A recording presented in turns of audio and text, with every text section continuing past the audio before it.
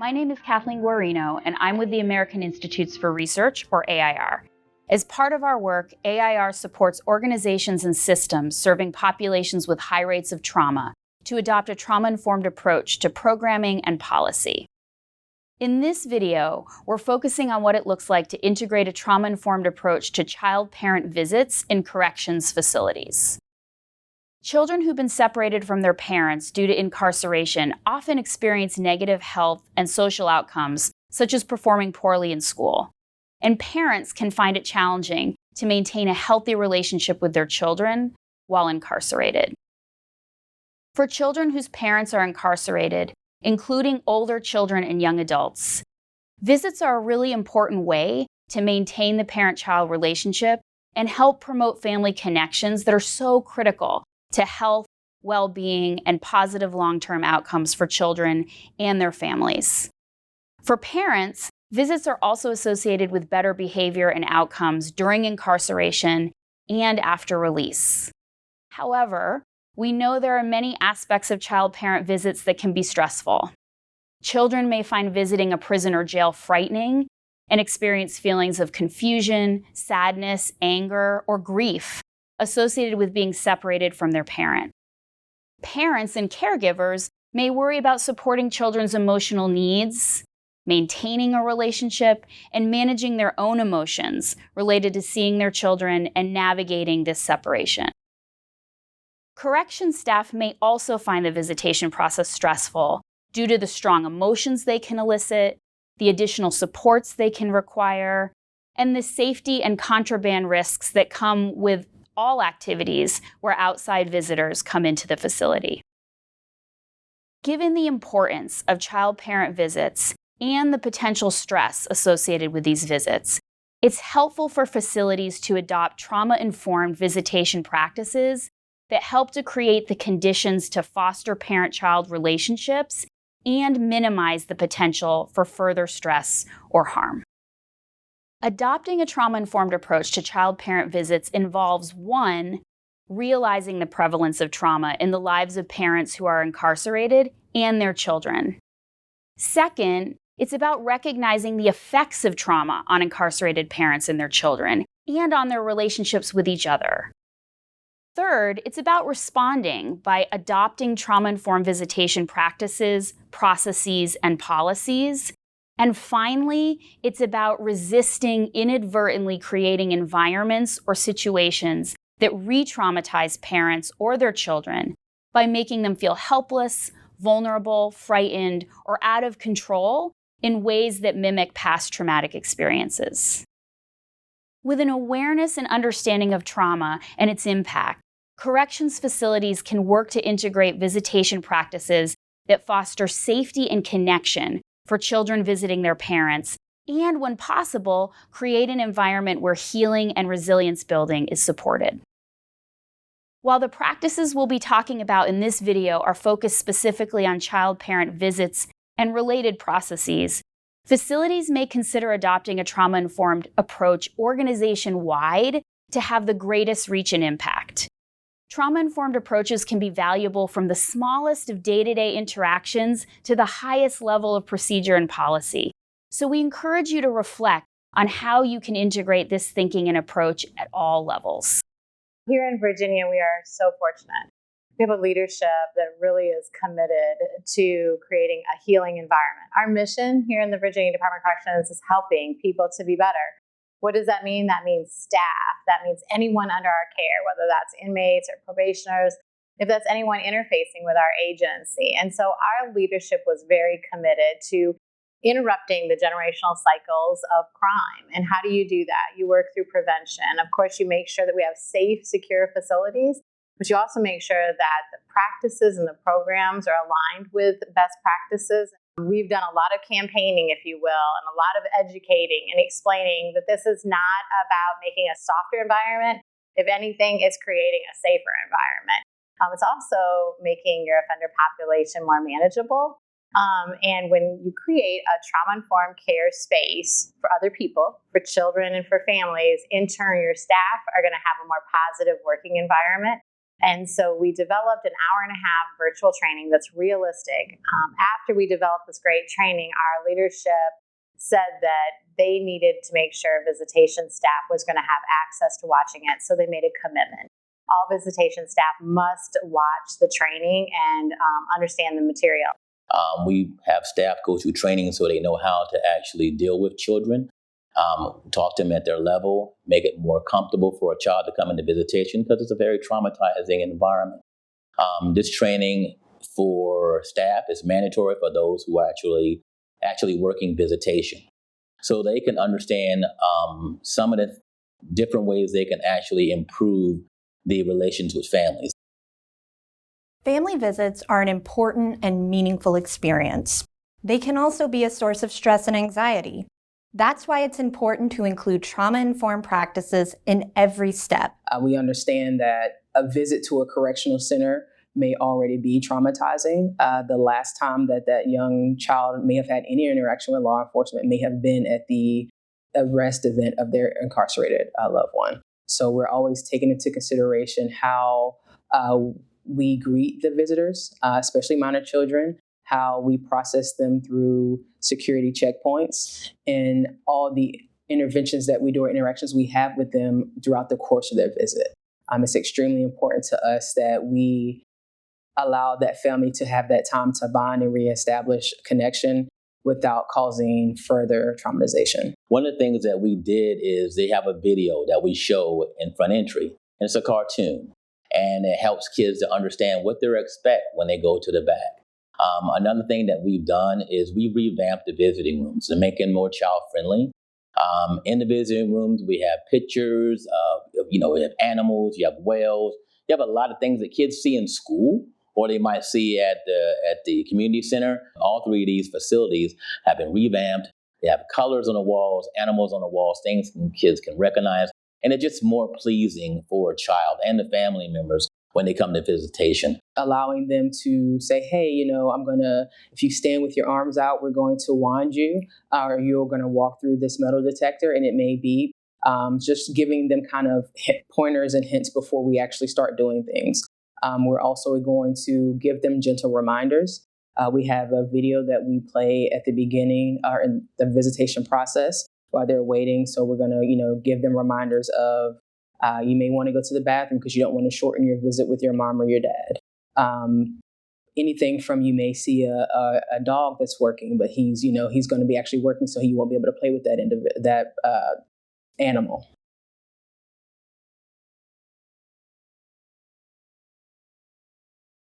Having a staff member or volunteer ready to clearly and calmly explain each step of the process can help ease children's fears. For example, simply saying something like, "You'll have to wait here first, and then you'll go through another check-in," can go a long way towards calming nerves. Prepare staff with script ideas and discussions about ways that they can help set a welcoming tone for children and caregivers. Staff should also be prepared for a range of emotions from parents, children, and caregivers, and think about the supports that they can offer. Focus on relationship building, not dictating behavior. While a family visit can be exciting for parents, it can also be something that brings up a lot of emotions, including guilt, shame, or sadness. There might also be anger from the child because their parent has been away. It is important to remember that all of these are normal responses. Being prepared for potential negative emotions can provide a healthy space for these to occur and be addressed and acknowledged rather than be diminished or stifled. Staff can also help parents prepare logistically by co-planning a list of topics to cover with caretakers and children in advance of the visit. For example, depending on the age of the child, they may be confused about certain rules like no hugs or why a guard is present. Staff can continue to support the parent-child visit with clear and compassionate communication methods. We're not telling anybody not to focus on security. That's number one. But we also want to make the situation more pleasant for the family members and the children to come to see their parents. We have a lot of kids that have ACEs, adverse childhood experiences, and they go through those situations. One of the biggest ones they have is seeing their parent get incarcerated. So whatever we can do to support families and support that process is always going to be a good thing. As officers are making rounds of visitation room, not be afraid to stop and talk to the minor children. Just a simple, hey, how are you doing? If they're playing a board game, just kind of joking around with them and saying, hey, look like you got a good move there. Being able to have those kind of conversations to help change that narrative of this is law enforcement. They're here to keep my loved one away from me. Once it is time for the visit to end and the family has said their goodbyes, staff can continue to support children as they and their caregivers leave.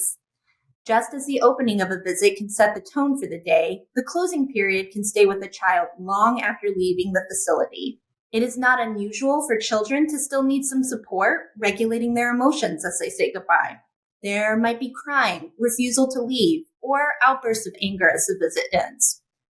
If it looks like parents and caregivers are struggling to help children depart, staff can step in with supportive words and guidance through the rest of their time there.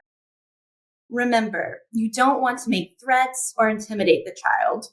Instead, think about the ways that you can acknowledge their feelings while moving them on to the next step of closing the visit. With younger children, it can be helpful to give them a task to help move them forward. For example, I know it's really sad to leave your dad, especially since you were such an awesome visitor with us today.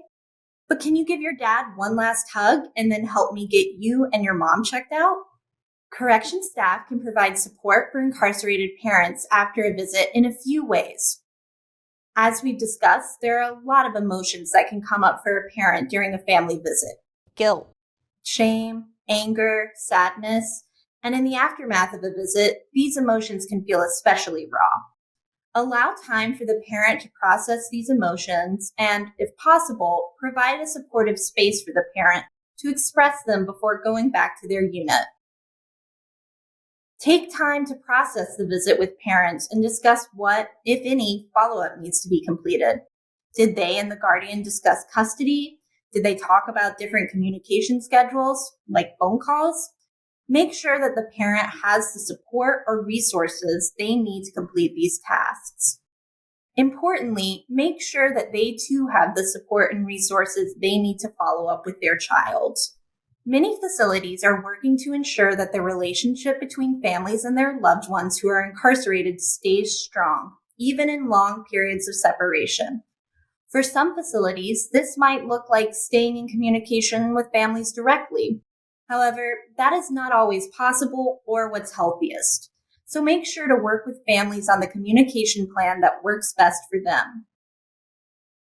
Another method is to work on identifying community partners that can assist in supporting children of incarcerated parents and connecting families. These organizations and initiatives can provide linkages and programming for parents and families to stay connected and involved to support their children best.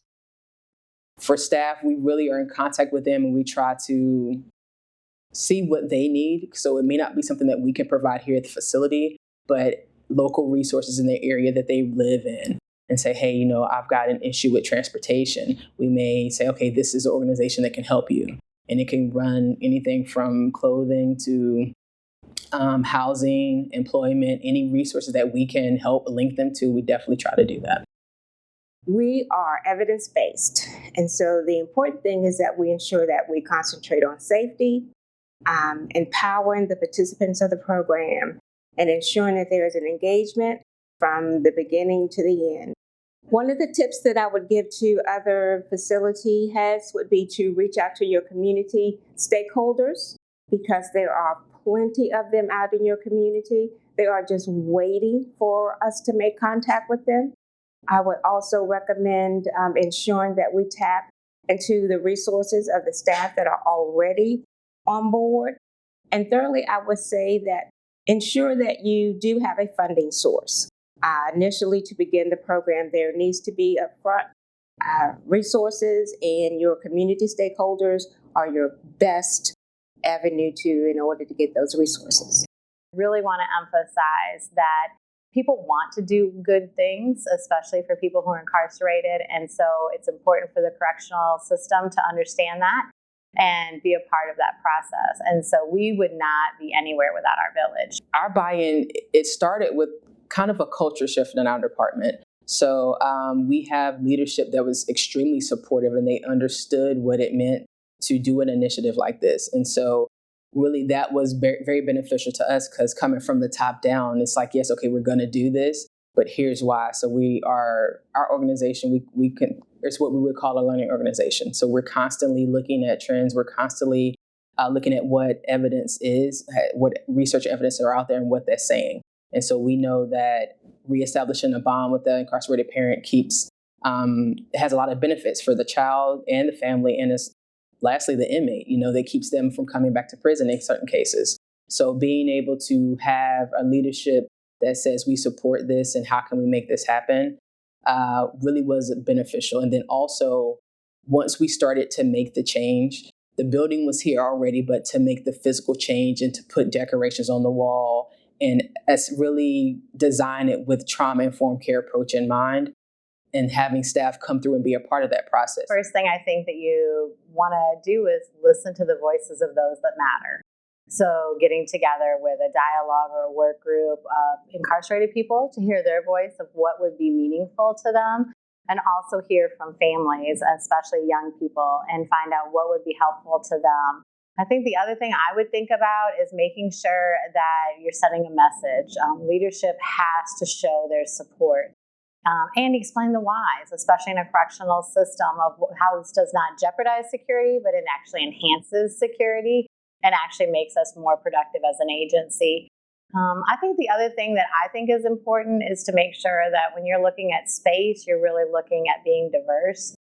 You want to make sure that you're hitting, genders and age groups. You want to make sure that the space is going to be resembling, I guess, the people that are going to be visiting it. I would encourage people invest in trauma-informed care training, invest in revamping the visiting room if you're in the Department of Corrections.